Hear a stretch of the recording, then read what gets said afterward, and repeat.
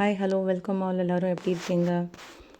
இன்றைக்கி ஏஞ்சலோட மெசேஜஸ் உங்களுக்கு என்ன அப்படின்றத பார்க்கலாம்.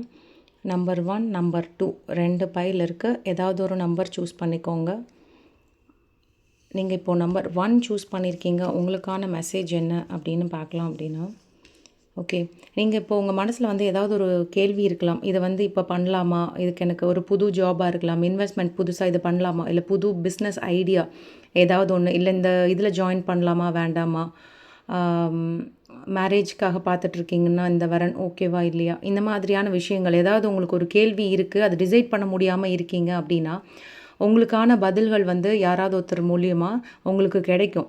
அதை வந்து உதாசீனப்படுத்தாத, அதாவது வந்துட்டு அது ஒரு குழந்தையாக இருக்கலாம், இல்லை உங்கள் வீட்டில் இருக்கிற ஃபேமிலி மெம்பர்ஸே யாராவது ஒன்று நீங்கள் கேட்கும்போது அந்த விஷயம் வேண்டாம், இல்லை இப்போ இது பண்ணு அப்படின்னா நீங்கள் தைரியமாக பண்ணுங்கள்.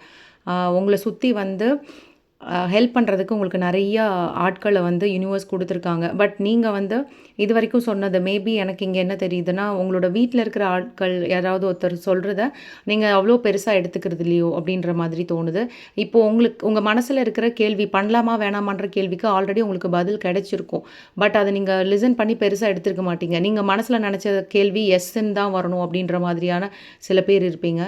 ஸோ உங்களுக்கு வர்றதை சுற்றி இருந்து உங்களுக்கு சொல்கிறவங்களோடத கேளுங்க. இப்போது இந்த மெசேஜ் கூட இப்போ நீங்கள் பண்ணுறீங்க அப்படின்னா ஒரு டெக்ஸ்ட் மெசேஜாக உங்களுக்கு வரலாம். உங்கள் வீட்டில் இருக்கிறவங்க யாராவது ஒருத்தர் சொல்லியிருந்தாங்க அப்படின்னா அதை மைண்டில் எடுத்துக்கோங்க. இது எதையுமே நான் கேட்க மாட்டேன், இன்னும் நான் குழப்பிகிட்டே இருப்பேன் அப்படின்னா இட்ஸ் அப் டு யூ. அதுக்கப்புறம் உங்களோட விஷ் அப்படிங்கிறாங்க ஏஞ்சல்ஸு.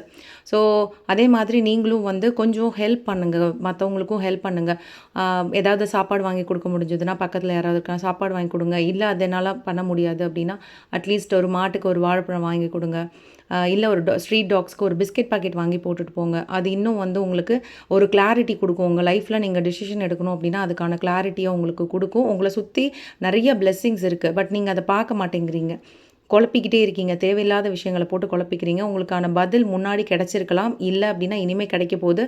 அது உங்கள் சின்ன குழந்தை சொன்னால் கூட அதை ஏற்றுக்கோங்க. உங்களுக்கான அசரீரி மாதிரி அதை பண்ணு அப்படின்னு சொல்லலாம். அந்த மாதிரி இருந்துச்சுன்னா அதை கொஞ்சம் கீனாக வாட்ச் பண்ணுங்கள் அப்படிங்கிறது தான் நம்பர் 1 சூஸ் பண்ண உங்களுக்கான மெசேஜ்.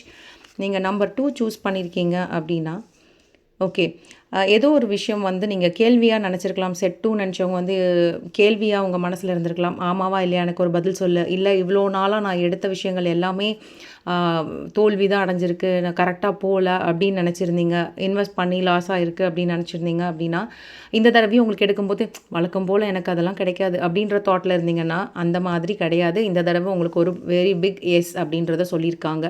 ஸோ நீங்கள் கேட்ட கேள்விக்கான பதில் எஸ் தான். எப்போவும் மாதிரி நான் வந்து எனக்கெல்லாம் செட் ஆகாது, அந்த லக்கெல்லாம் எனக்கு இல்லைன்னு அப்படின்னு நினச்சிங்கன்னா அது கிடையாது. உங்களுக்கு லக்கு நிறையா இருக்குது, ஏஞ்சல்ஸோட பிளெஸ்ஸிங்ஸ் இருக்குது. மேபி நீங்கள் ஃபஸ்ட்டு பார்த்தவங்களே செகண்ட் பார்க்குறீங்க அப்படின்னா செகண்ட் பைல் நீங்கள் கேட்ட கேள்விக்கான பதில் இதோ இந்த வீடியோலேயே கிடச்சிருச்சு. எஸ், நீங்கள் பண்ணலாம். ஓகேவா? தேங்க்யூ. உங்களுக்கு இந்த வீடியோ பிடிச்சிருந்ததுன்னா லைக் பண்ணி ஷேர் பண்ணி கமெண்ட் பண்ணுங்கள். அந்த லைக் பண்ணுறது தான் நீங்கள் இந்த ரீடிங்க்கு நீங்கள் கொடுக்குற எனர்ஜி எக்ஸ்சேஞ்சாக இருக்க முடியும். தேங்க்யூ. வாழ்க வளமுடன்.